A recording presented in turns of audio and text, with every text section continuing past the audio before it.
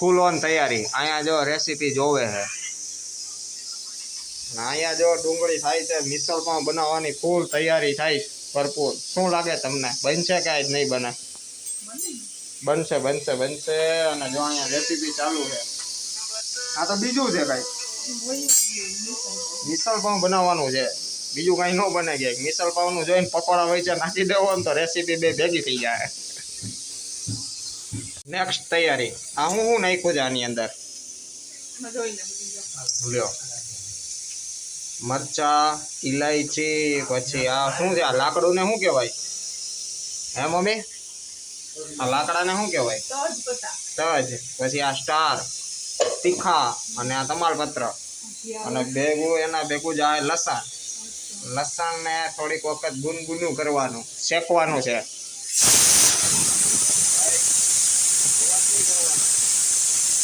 અને ખબર ન પડે અહીંયા લેડીઝ ઉભા છે ને સીટી મારજો. તેલ નાખી દીધું. હવે આને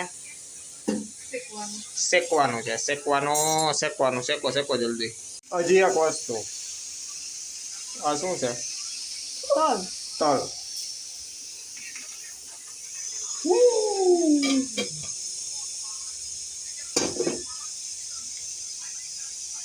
ફ્રાય કરો.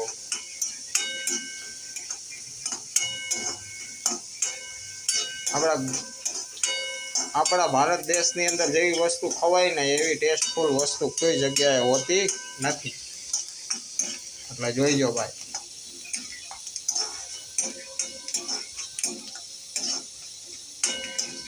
વાહ, શેકો.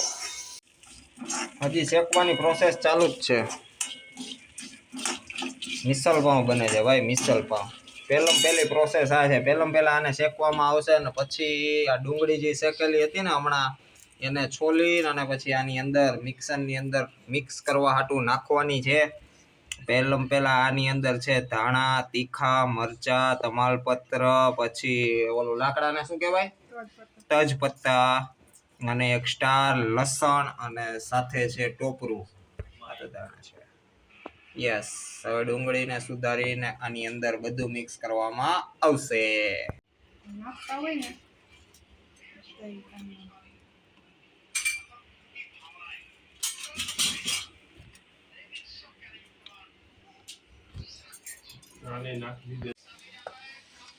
શેકેલો બધો મસાલો નાખવાનો છે મિક્સરની અંદર. બીજું આવે છે ટોપરું. આને ગુજરાતીમાં કહેવાય ટોપરું, ઇંગ્લિશમાં કહેવાય કોકોનટ, અને મરાઠીમાં શું કહેવાય? મરાઠીમાં આને શું કહેવાય ખબર નથી અમને કાંઈ. થોડુંક એવું પાણી. બધું આની અંદર મિક્સ કરી દીધું. હવે આને કરવાનું મિક્સર.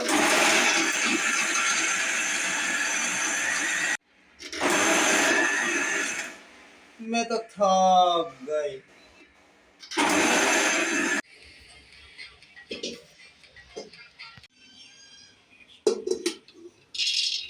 આ શું છે? મગ, પલાળેલા મગ.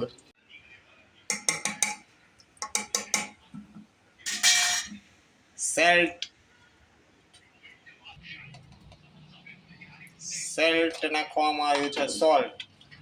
સોલ્ટ એટલે થાય છે મીઠું.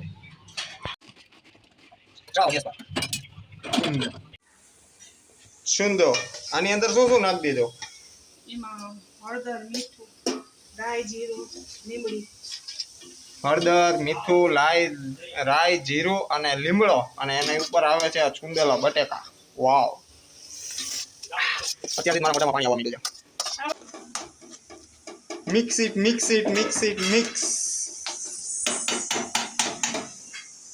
મિક્સ. આને કેટલી વાર છે? બધી વસ્તુ બની ગઈ.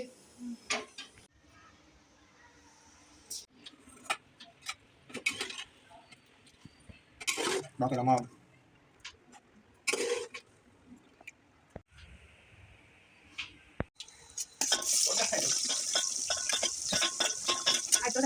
એક કિલો કાંદા ખાઈ જતા ગ્રેવીમાં કાંદા, વઘારમાં કાંદા, બટેકા મસાલામાં કાંદા.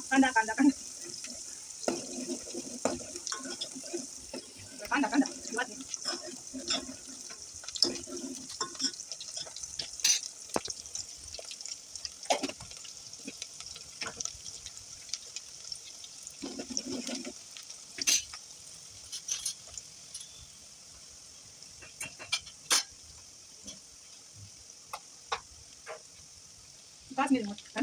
કાશ્મીરી મરચું. લાલ થાય.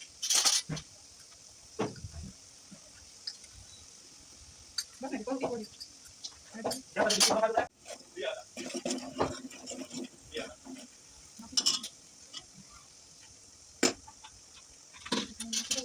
હવે આમાં બનશે પેલી પેસ્ટ નાખી હતી ને એ નાખવાની છે અંદર.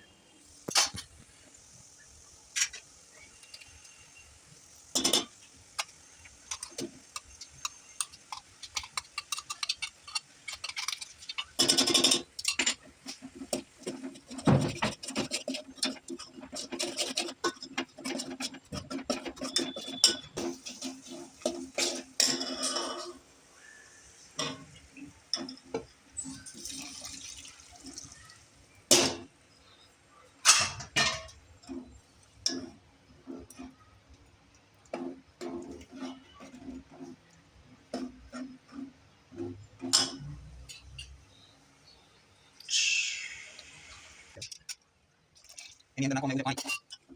એને થોડોક ટાઈમ ઉકળવા દેશું અને પછી તૈયાર થઈ જશે રસો.